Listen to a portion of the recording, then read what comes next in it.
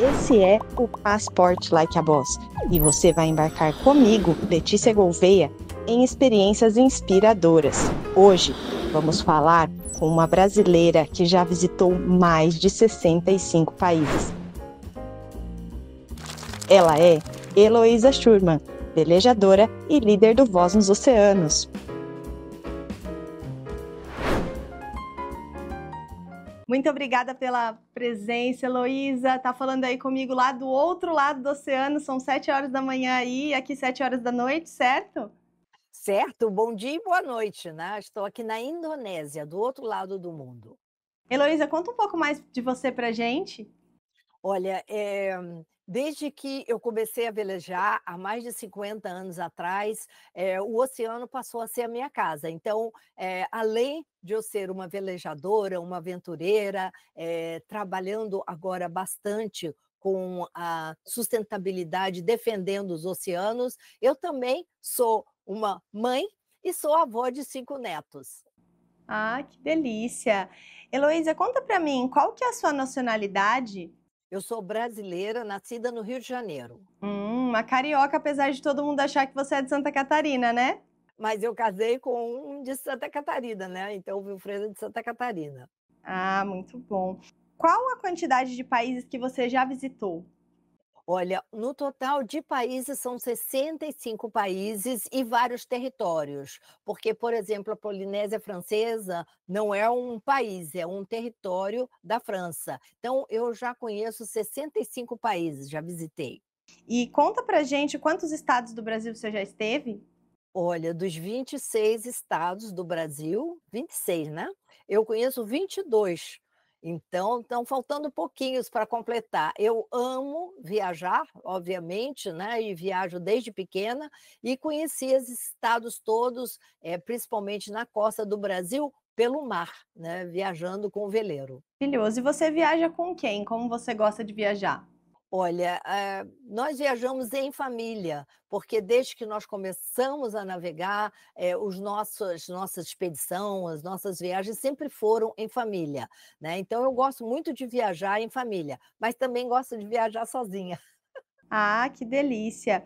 E você prefere que tipo de viagem? Frio, calor? Eu prefiro viagens que eu encontre temperaturas quentes, temperaturas amenas, que eu possa, não ter que usar um casaco. Não quer dizer que por isso eu deixei de ir à Antártica, né, então, tenho um sonho de conhecer o Alasca, mas eu prefiro o calor, eu prefiro viajar a lugares quentes.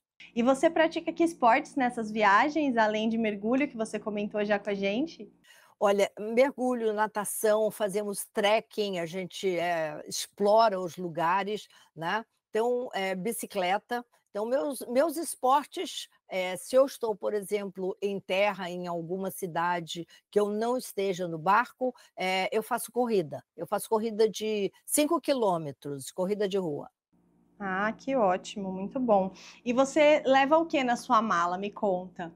Ah, na minha mala não pode faltar, um bom fone de ouvido que, isole o meu mundinho lá com as minhas músicas, o que eu vou se eu for, mesmo aqui a bordo, é muito importante, é a meu lado que eu estou, assim, no meu mundo particular, é com o meu fone de ouvido que eu posso escutar minhas músicas, e posso, né, escutar um podcast, que é muito importante, hoje ainda mais, né, escutar podcast é muito bom, e não pode faltar, eh, na minha mala, não pode faltar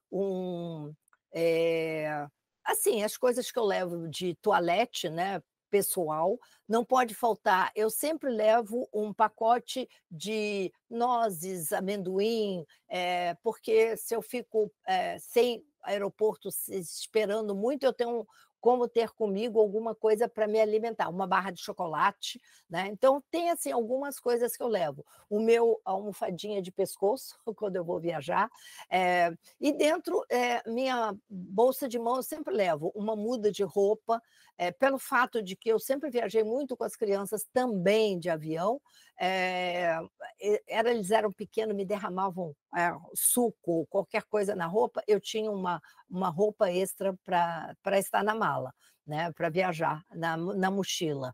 Não fo o Aí eu tenho os meus livros, amo ler, né, então eu levo o meu, pad que eu levo com todos os meus livros, que é uma mudança muito grande, em vez de ter o livro físico, eu tenho o meu livro, os meus livros para ler.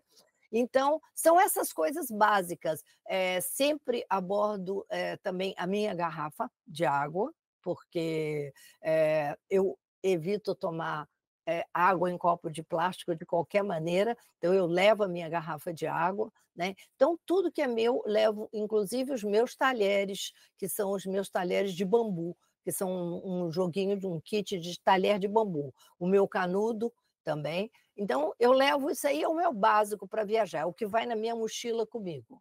Muito bom essa forma de olhar a viagem, mas também olhar a sustentabilidade, o impacto que você está fazendo nos lugares, né. São exemplos bons para as pessoas que querem começar a montar uma mochila de mão diferente. Heloísa, vou te perguntar qual que é a primeira lembrança de viagem que você tem? Na infância, foi com a família, foi em algum outro momento? Olha, tenho memórias muito boas. A minha mãe, tinha uma loja, chamava Nossa Lojinha, uma loja de brinquedo e papelaria.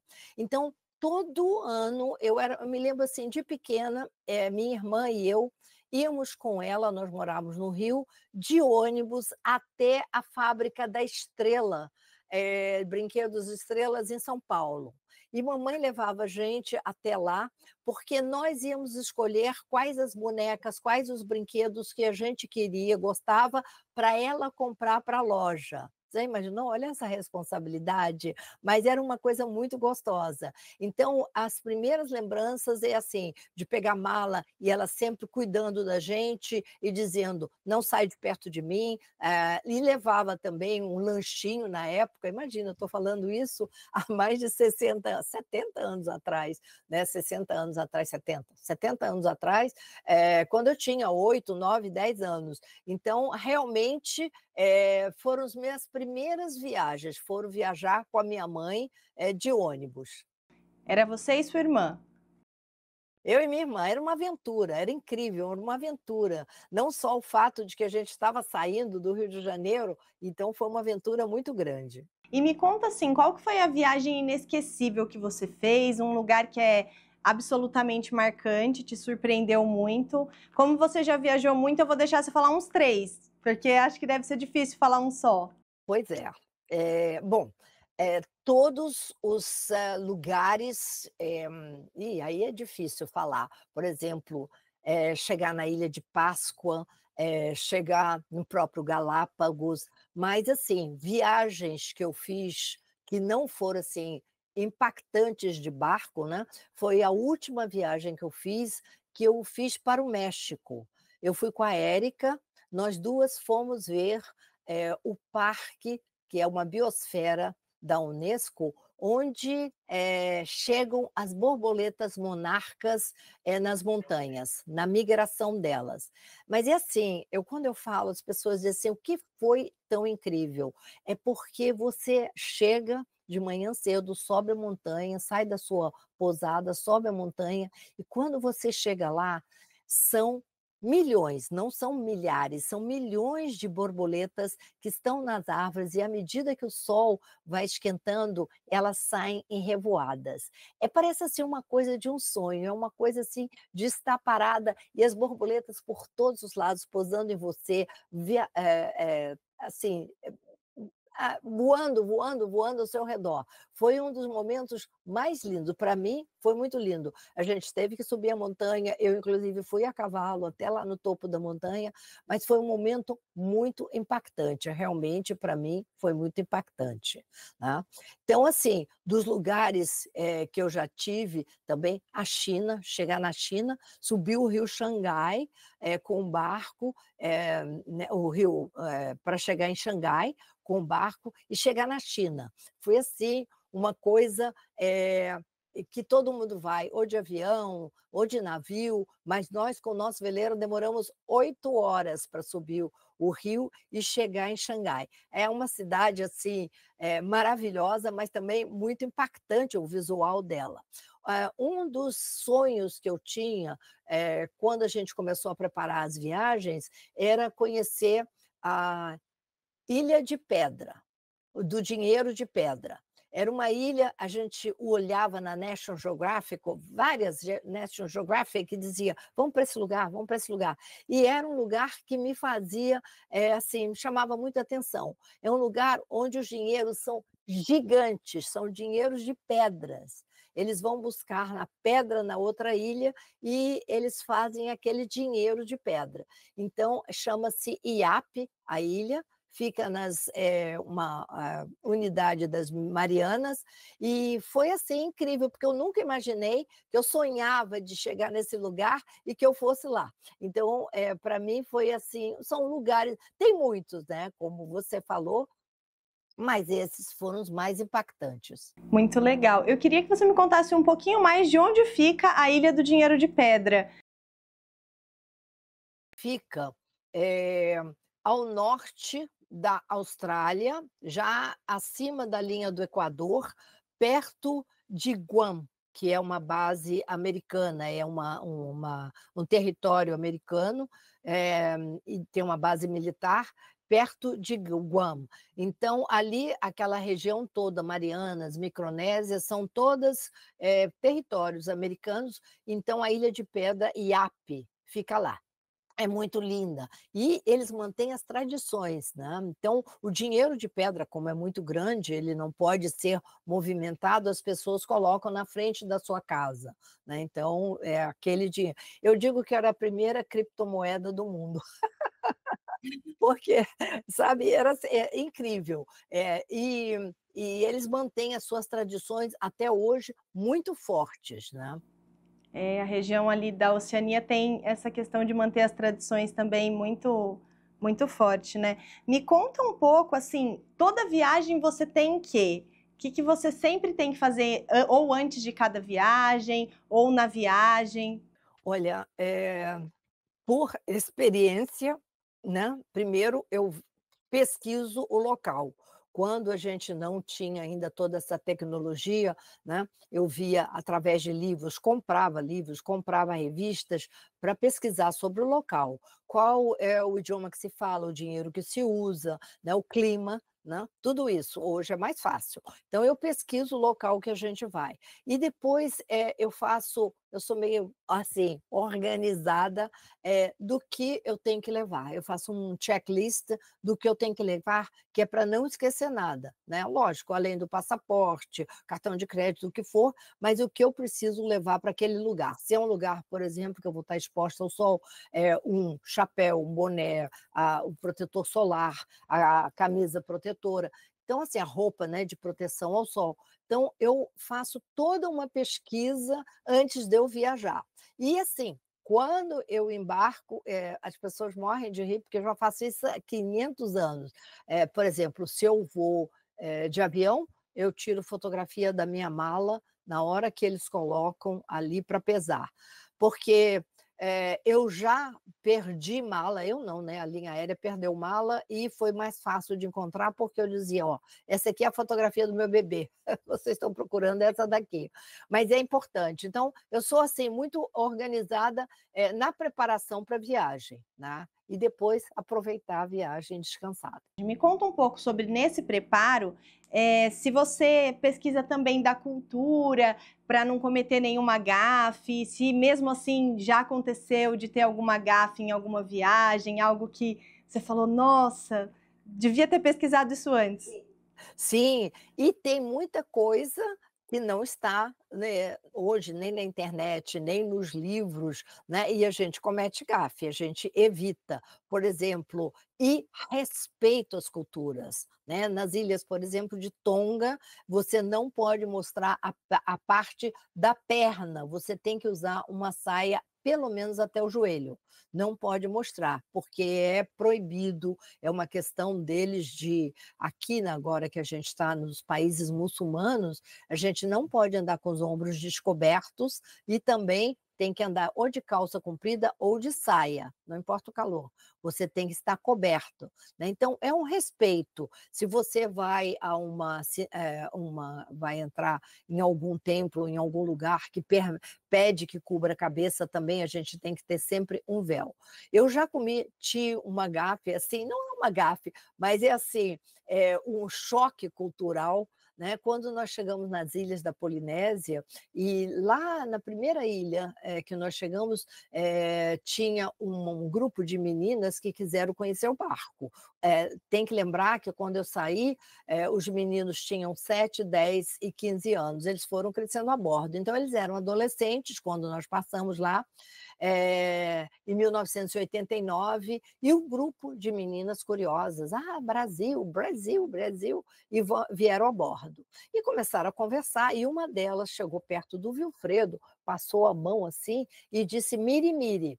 Aí eu falei, miri, miri em português quer dizer carinho. Ela falou, carinho. E aí, de repente, ela parou e deu um beijo no Vilfredo. Aí eu falei, beijinho. Ela falou, carinho, beijinho. E ele ali todo animado e ela passando a mão. Aí, de repente, ela vira para mim e disse, eu preciso falar com você. Eu digo, pois não. Aí eu levei ela para um canto, ela virou para mim e disse assim, eu queria te pedir um favor. Eu queria te pedir o seu marido emprestado. Aí eu parei, eu olhei para ela, falei, repete, vai ver que eu não entendi, né? Ela falava francês, eu falo francês, mas vamos repetir.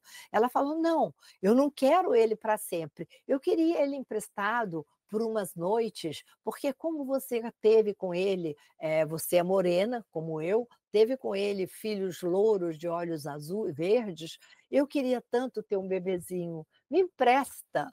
E aí foi assim um choque cultural para mim e ter que explicar para ela que na nossa cultura a gente não empresta marido. Mas também ela ficou bem brava, foi embora, e aí o Vilfredo falou, nossa, essa menina ficou zangada, o que foi? Eu falei, nada. E eu só contei para ele quando a gente já estava 2, 3 dias de viagem bem longe. Na nossa cultura a gente não empresta escova de dente, marido, algumas coisas, né? Muito legal. E você falando assim, algo que de cultura mudou, mas também teve algum medo que você teve em algum lugar? Não vou nesse lugar porque é muito alto, ou porque é muito fundo, ou porque algum outro motivo assim te impediu de experimentar algo? Olha, medo eu tenho. Eu confesso, às vezes as pessoas falam, você não tem medo. Eu digo, medo eu tenho.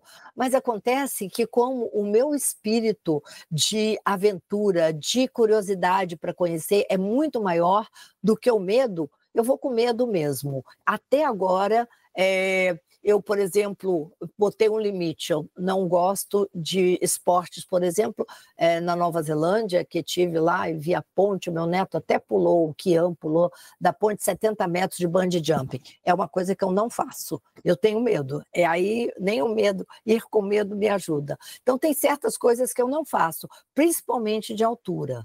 Né, de enfrentar, de pular algum lugar, assim, pula de cima desse penhasco. Eu digo, eu não vou. Isso aí eu tenho medo mesmo.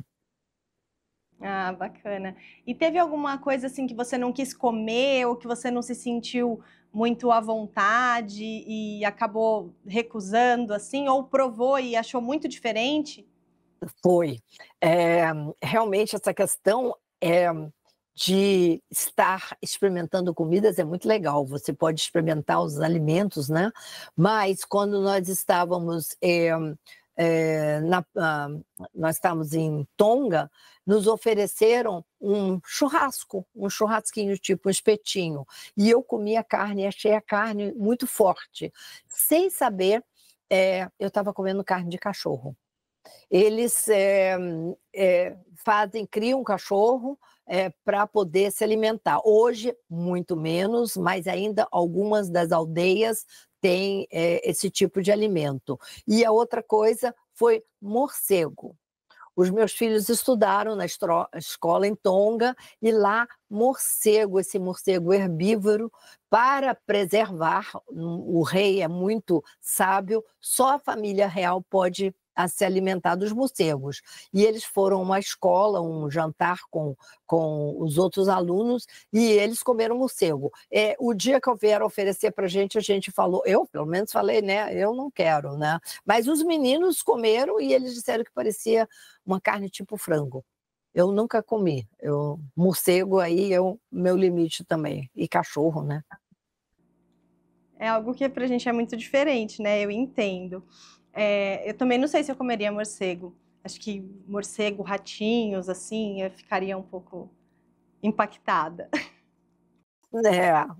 E me conta uma coisa, você compra algumas coisas em viagem, você compra alguns bibelôs, eu vejo que tem aí algumas lembranças típicas, você tem coleção, como que é essa questão de consumo para você nas viagens? Olha, eu sou pouco consumista, bem desapegada, como também no barco, o espaço é menor, quando eu viajo mesmo de avião, né, eu não compro muito, eu sou bem comedida, eu compro o que eu preciso, né? Então, se eu vou, por exemplo, fiz uma viagem e aí entrou uma frente fria que não era esperada e eu não levei um casaco mais forte, aí eu vou procurar uma suéter e tal, mas geralmente eu não compro. Agora, aqui no barco, você está vendo? A gente tem as lembranças de cada lugar, do Rio de Janeiro, de Nova York, dos Estados Unidos, do México,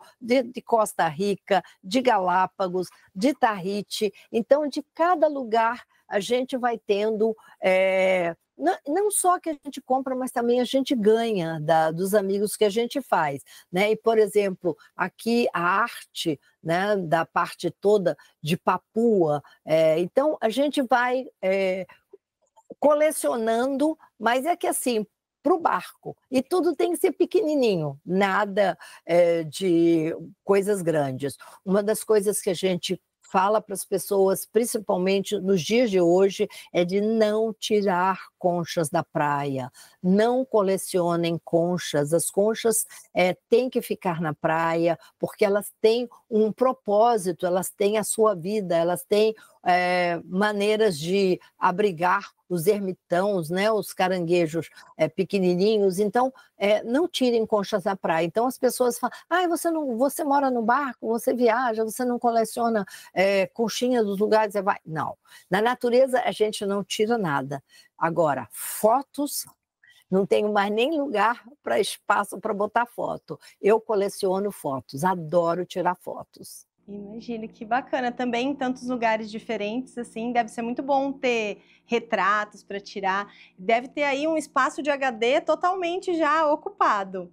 E nas nuvens também, né? E também é muito importante quando a gente vai visitar os países de perguntar para as pessoas, posso tirar sua foto? Agora, o que mais me impressiona nos dias de hoje, por exemplo, na China, todo mundo te para na rua para tirar foto com você. Selfie, selfie. Não te conhece, nunca te viu. Então, o pessoal hoje está mais assim, aberto a tirar fotos, mas já tivemos em alguns lugares que eles não permitem foto. Não, fotos não. Então, a gente tem esse respeito também. É muito interessante isso, né? Quando eu estava na Índia também, eu percebi que as pessoas gostam muito de tirar foto com a gente. Foi uma experiência de semi-famosa, porque eu queria entender por que as pessoas queriam tanto bater foto com a gente, eram pessoas totalmente comuns, né? Mas é da cultura também de cada país, né? E me conte uma coisa, você disse que já viajou para lugares de sonhos muito interessantes, assim, a sua criança interior ainda sonha em conhecer um lugar, ainda tem algo assim que está no seu coração para realizar? Tem, realmente eu gostaria muito de fazer, eu já atravessei a Austrália de trem com a minha irmã em 2008. fui com ela, nós duas sozinhas atravessamos do Pacífico até o Índico, atravessamos 3 dias de trem nós duas. Eu tenho um sonho de conhecer o Canadá, não conheço o Canadá, imagina, tão pertinho, eu estive nos Estados Unidos, assim, até na fronteira não conheço o Canadá, e eu gostaria de fazer uma viagem de trem também para cruzar o Canadá. Eu gostaria muito de fazer o caminho de Santiago japonês, que é um caminho da peregrinação dos templos dos antigos reis, dos antigos imperadores do Japão. É muito bonito, é bem difícil, mas esse é um sonho. Eu não conheço o Alasca, apesar de ser frio. Eu tenho um sonho de conhecer o Alasca pelos relatos de todas as pessoas que contam do encontro de avistagem com os ursos. Eu acho, assim, para mim, é uma das coisas que eu gostaria muito de conhecer. E está na minha lista também, é a primeira da lista, eu não conheço o Pantanal. Conheço o Rio Amazonas, nós subimos o Rio Amazonas, conheço desde Manaus, os encontros das águas, conheço o Amazonas, que já a gente subiu, né, com o veleiro, desde do Pará. Mas do Brasil, você sabia que eu não conheço o Pantanal? Está na minha primeira lista de conhecer o Pantanal. Não conheço. Deve ser lindíssimo também, eu quero conhecer um dia.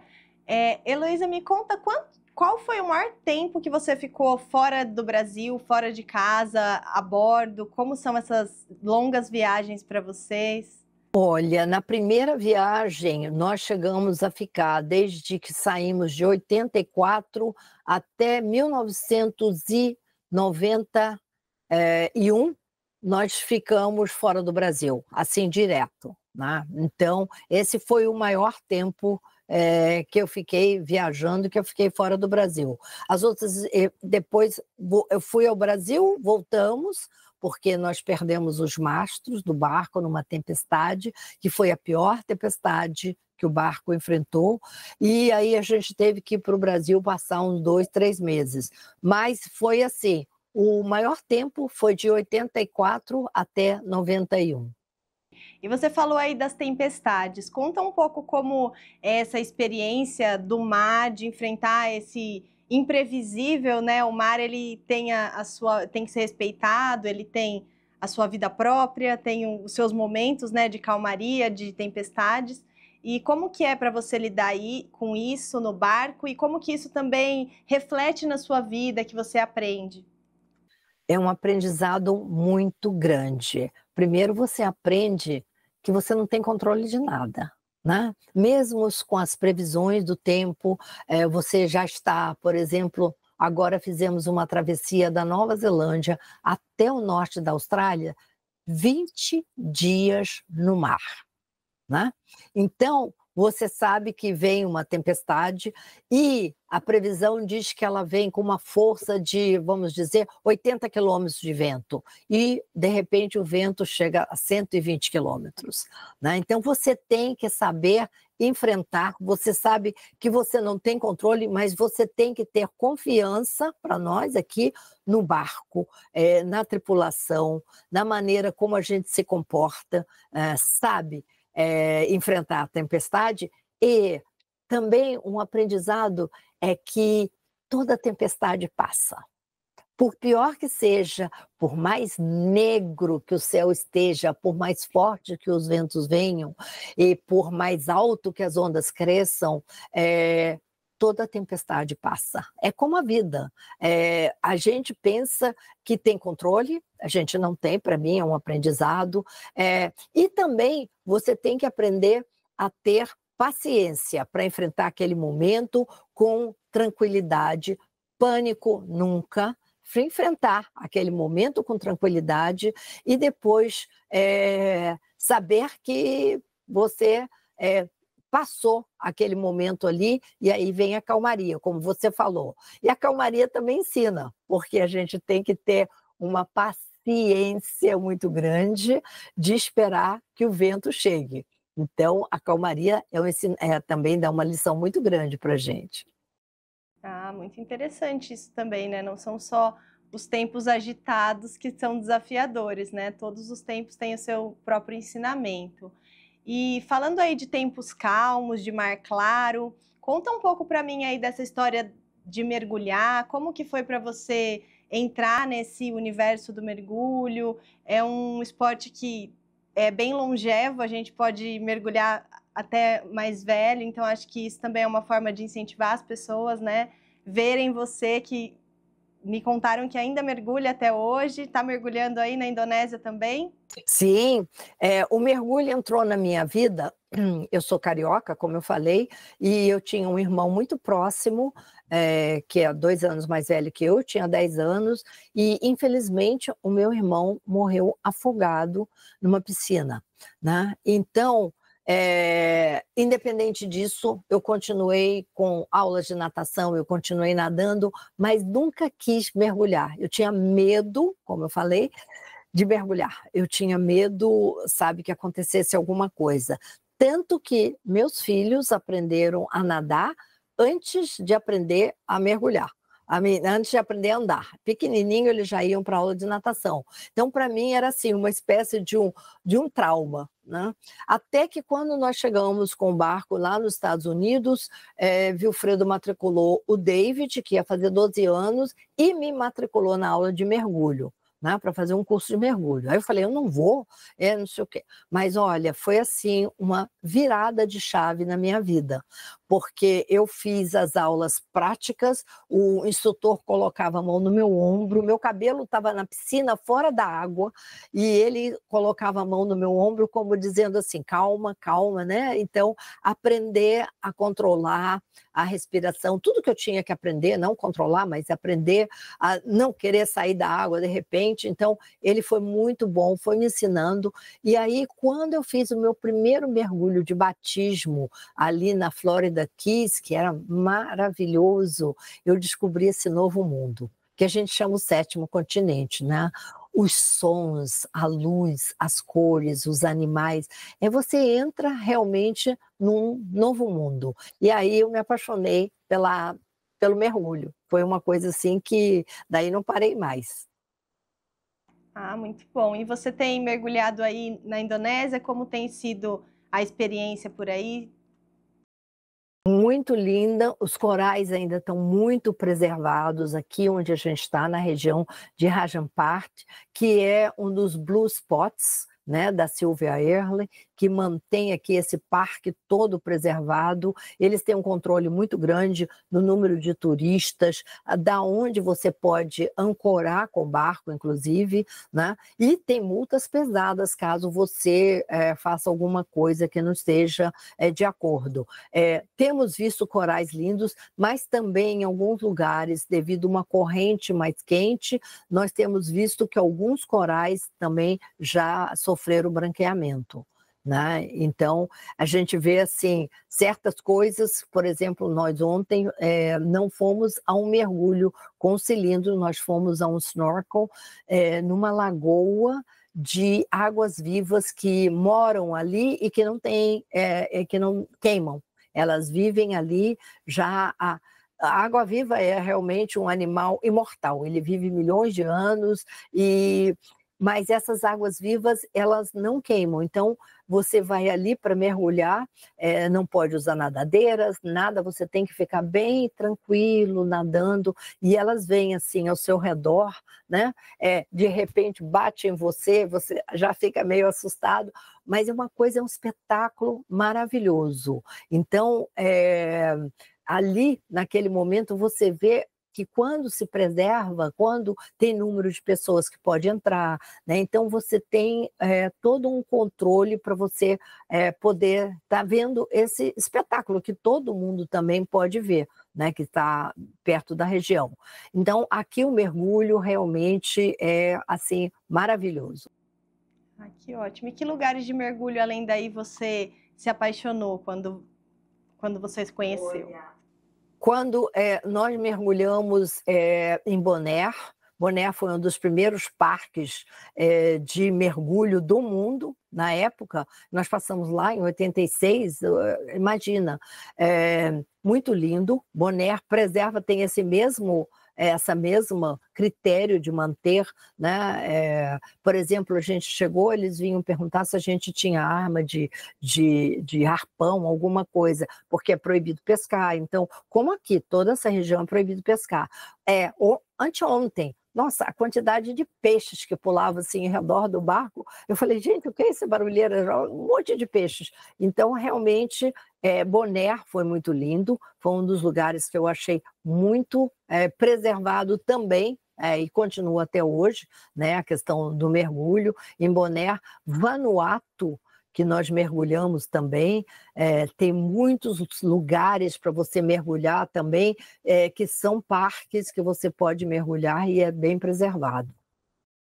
Vanuatu é onde? A Vanuatu fica ao nordeste da Austrália, fica ali perto de... qual é a ilha? Fiji, depois de Fiji, Vanuatu. Aí todo mundo conhece Fiji. Fiji também tem lugares muito lindos para mergulhar, mas assim, esses lugares que lhe chamam a atenção são esses, né? E no Brasil, lógico, né? Assim, os lugares lindos que a gente tem, Fernando de Noronha, para mim, foi realmente um lugar, um destino, né? Águas mornas, águas claras, e é bem bonito também. E nessas navegações, quando vocês estavam mergulhando ou não, você teve a oportunidade de ver grandes animais? Como que foi isso? Olha, sim, tivemos oportunidade de ver grandes animais e estar nadando ao lado de mantas-raias, assim, incríveis, né? Você está nadando, por exemplo, na ilha no atol, na Polinésia Francesa, que você faz o que você chama de drift diving, né? Você entra com as águas que vão entrar naquele atol, naquela ilha. Então você vem com a maré e você não precisa nem se mexer, porque a maré vai te levando, e a quantidade de tubarões, de raias, de todos essa vida marinha que passa ao seu lado. Então, para mim, tem sido assim, sempre, eu brinco assim, é só você abrir os olhos, respirar tranquilo e vir com a maré, e você passa tudo ao seu lado, passam todos esses grandes animais, né? Eu não mergulhei com a baleia, já desci, mas eu não fui mergulhar com baleias, porque foi um grupo pequeno que foi com um professor lá na Polinésia Francesa, em Moreia, mas aí mergulharam com uma jubarte, né? Então eu não fui, mas também é um mergulho muito bonito.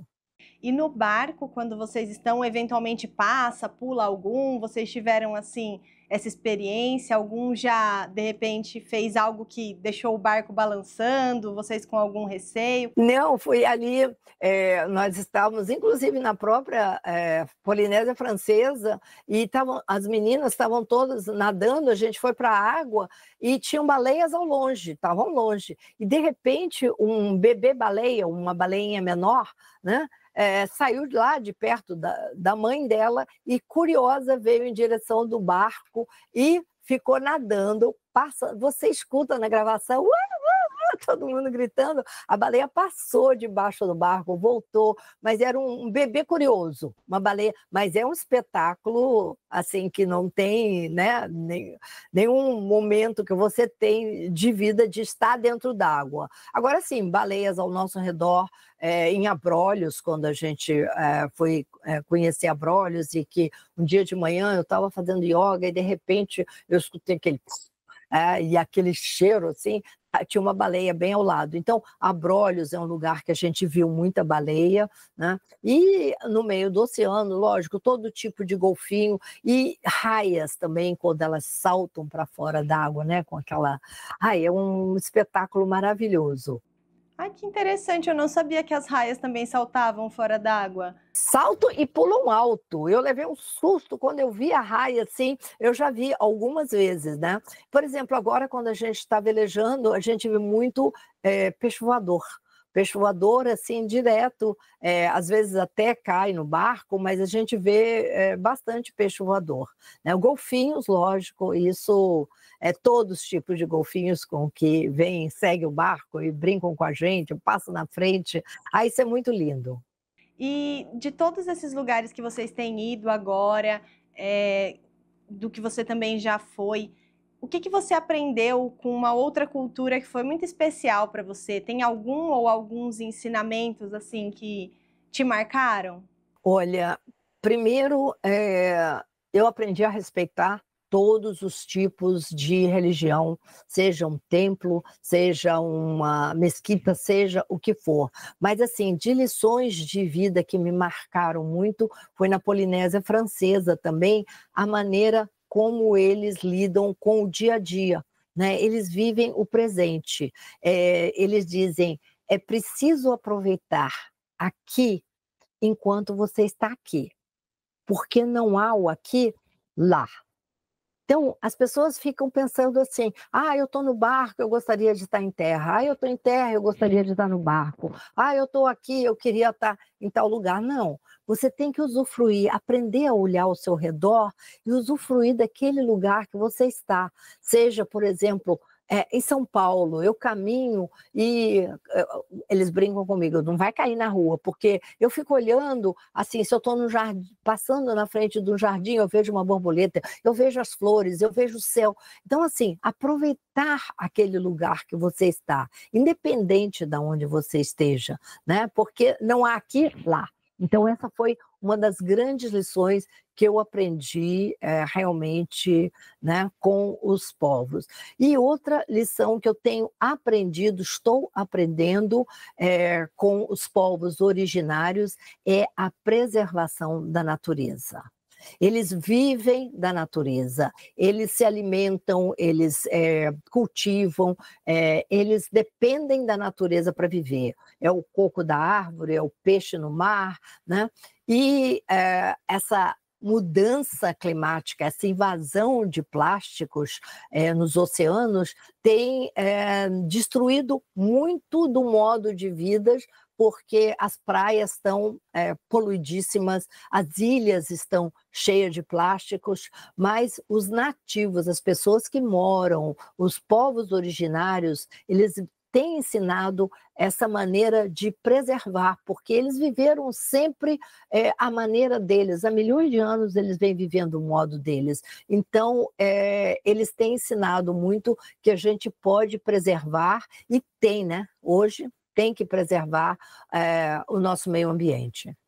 É verdade, é muito o que você falou, né? Que eles vivem independentes da natureza, mas nós também. A gente só talvez tenha uma desconexão de pensar que não, né? Eu queria fazer uma pergunta para você a respeito de viagens sustentáveis. O que você recomenda para quem está buscando uma viagem mais sustentável, buscando impactar menos a natureza quando estiver passeando? Como que é isso para você, assim, uma dica para quem está nos ouvindo? Hoje a gente fala muito em turismo regenerativo, de você, não é o ecoturismo, mas e ao mesmo tempo você respeitar as regras daquele lugar, como eu falei para você, né, de você chegar, você saber pesquisar onde você pode ir, não invadir, né, aquele espaço, seja dos animais, seja o espaço das pessoas, né? Então as pessoas têm que aprender a esse outro olhar, em vez de ser esse turismo desenfreado, turismo que até os países não querem mais também, né? Então, buscar lugares que você possa ainda estar em contato com a natureza. O meu eu interior, a minha criança interior, né? Estar em contato com a natureza, respeitar a natureza. Então, você pode fazer esse turismo, e existem vários tipos de turismo hoje que você pode fazer, não seja de trekking, seja de aventuras, e que você pode respeitar os lugares, as culturas que você vai passar, principalmente a questão de preservação do meio ambiente. Maravilhoso. Eu queria fazer uma última pergunta para você. Mulher viaja sozinha? Como que é isso para você? Lógico que mulher viaja sozinha. Eu já fiz várias viagens sozinha, porque, como eu falei, gosto de aventurar. Assim, eu vou procurar um lugar que eu quero conhecer, que eu quero viajar. Eu já fiz alguns lugares que eu fui sozinha, né? Então, mulher viaja sozinha, sim. e acho importante porque é uma descoberta. Eu passei uns 10 dias no litoral da Bahia, fiquei lá numa pousada e fiz naquela parte de Ilhéus, né, até Itacaré, aquela região toda, várias caminhadas. Eu ia pela praia caminhando e quando chegava na beira do rio ali de Ilhéus, os pescadores olhavam para mim e diziam assim: vara não, vai passar não, porque o rio estava muito ainda forte, né, a vazão. Mas assim, eu viajei sozinha para vários lugares e aconselho, é muito importante, porque você está ali descobrindo, às vezes a pessoa, não tem ninguém que possa ir por questões de trabalho, alguém que naquele momento, vai sozinha, não tenha medo, é uma descoberta sobre o teu olhar daquilo que você quer fazer. Vai viajar sim, mulher pode viajar sozinha, lógico, e deve. Heloísa, muito obrigada por estar conosco, por dividir conosco as suas experiências, falar um pouco sobre as suas viagens. Você está aí do outro lado do oceano. Conta pra gente quando você volta para o Brasil, quando a gente pode te encontrar e um pouco sobre o que vocês estão fazendo agora, nesse momento, na Voz dos Oceanos. Pois é, nós estamos desde 2021 navegando na Voz dos Oceanos, percorremos 10 países, 100 lugares, documentando o estado da invasão dos plásticos. Em 100 lugares que nós paramos, todos eles tinham plástico ou microplásticos. E também documentando as mudanças climáticas dos lugares que estão sendo invadidos pela maré, pela água do oceano que está subindo, perdendo as suas ilhas, as suas praias, suas vilas, tendo que se mudar, né, dos seus lugares, das suas aldeias, das suas vilas pequenas, e perdendo a sua pesca também.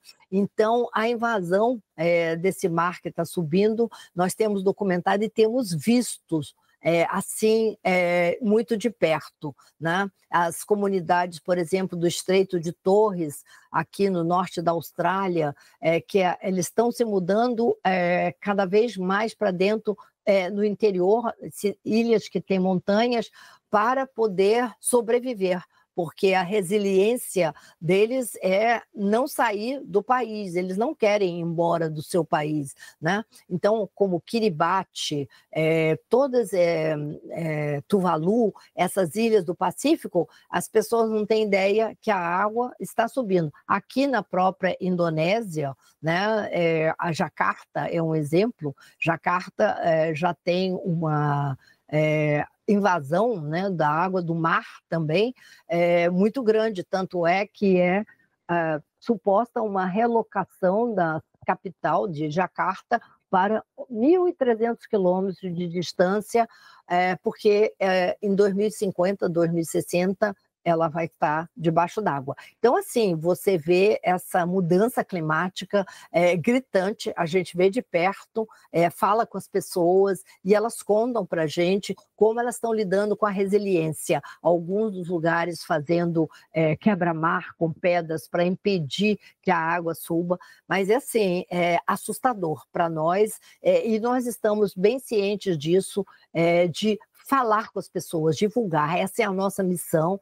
na Voz dos Oceanos, de trazer essa conscientização de que tudo isso que está acontecendo, como me disse um jovem em Kiribati, e me disse: por que eu tenho que mudar da minha vila se eu não uso sapatos, eu não ando de carro, eu não tenho fábrica no meu país e eu tenho que pagar o preço dessas mudanças climáticas que os outros países estão fazendo, usando carro, fábrica, poluindo. Então, realmente, isso da nossa missão de fazer com que as pessoas entendam que tudo que acontece, nós somos os responsáveis. E nós temos que mudar a nossa atitude do dia a dia, deixar de utilizar plásticos, mudar o nosso consumo de carros, utilizar mais transportes públicos. Então, mudança de hábitos que nós temos que fazer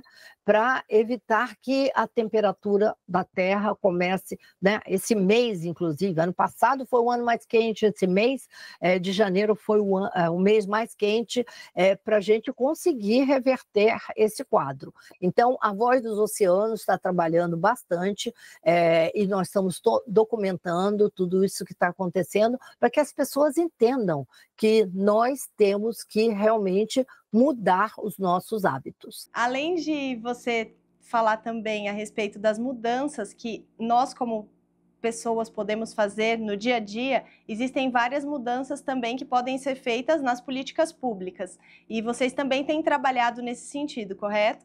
Certo, nós tivemos no G20 Social, no G20, estamos trabalhando junto ao Senado para mudar a Lei 2524, que pare o tsunami de plástico, a fabricação de plásticos de uso único. E estamos trabalhando esse ano, navegando em direção a Belém do Pará, onde chegaremos em novembro, participando da COP30. Então, estamos fazendo várias ações para poder mostrar o que realmente a Voz dos Oceanos, ou a Voice of the Oceans, está trabalhando para fazer essa mudança. Maravilhoso, Heloísa. Muito obrigada por contar para a gente um pouco mais sobre as suas viagens, as suas experiências, tudo que você tem aprendido em outros lugares e com a natureza.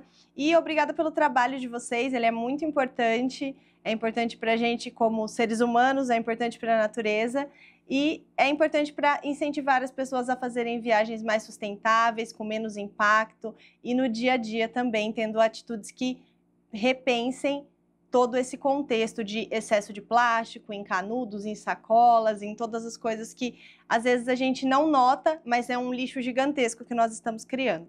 Exatamente, até a própria roupa, né? Que hoje é o fast clothing, é assim realmente uma preocupação muito grande. E eu vou deixar aqui um convite para todos vocês seguirem, nos acompanharem, né, nas nossas mídias sociais, Voz dos Oceanos, Voice of the Ocean, e convido vocês todos também a serem a Voz dos Oceanos. Heloísa, obrigada a você, obrigada também você que está nos assistindo, que veio para cá aprender um pouco mais sobre as bagagens da Heloísa, um pouco sobre como a gente pode preservar a natureza durante as nossas viagens e também se divertir muito, ser aventureiros, aproveitar muito o que a natureza tem pra gente. Sigam a Voz dos Oceanos, sigam o Passport Like a Boss e eu espero vocês em um próximo episódio e em próximas viagens de líderes por aqui. Hoje nós carimbamos o passaporte de Heloísa Schurman. E se você quer saber mais sobre os lugares que ela mencionou aqui neste episódio, sigam as nossas redes sociais.